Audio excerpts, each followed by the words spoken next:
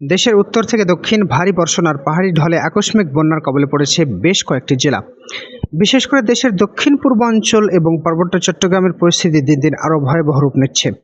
তবে চরম সংকটে রয়েছে কক্সবাজার ও বান্দরবান জেলা।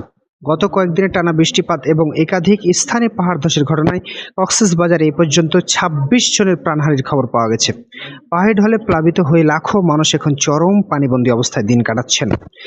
বান্দরবানের সাঙ্গু নদীর পানি আজ সকালের তথ্য অনুযায়ী বিপদসীমার রেকর্ড ১০৭ সেন্টিমিটার উপর দিয়ে প্রবাহিত হচ্ছে।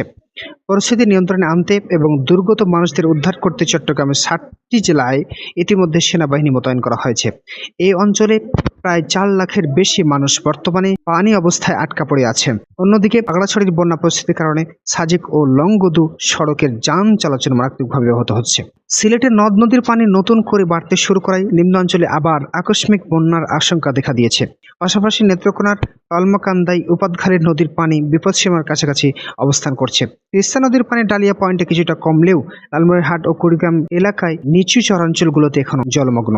তবে কিছুটা স্বস্তির খবর আসছে উপকূলীয় অঞ্চল থেকে। ভোলার চরাঞ্চলগুলোতে জোয়ারের পানি কমতে শুরু করেছে এবং আবহাওয়া পরিস্থিতি কিছুটা উন্নত লক্ষ্য করা যাচ্ছে। এদিকে বন্যা পরিস্থিতি মারাত্মক রূপ নেওয়ায় প্রধানমন্ত্রীও দেশের সমস্ত প্রশাসন এবং রাজনৈতিক নেতাকর্মীদের দ্রুত ত্রাণ ও খাদ্য সামগ্রী নিয়ে দুর্গত মানুষের পাশে দাঁড়ানোর নির্দেশ দিয়েছেন।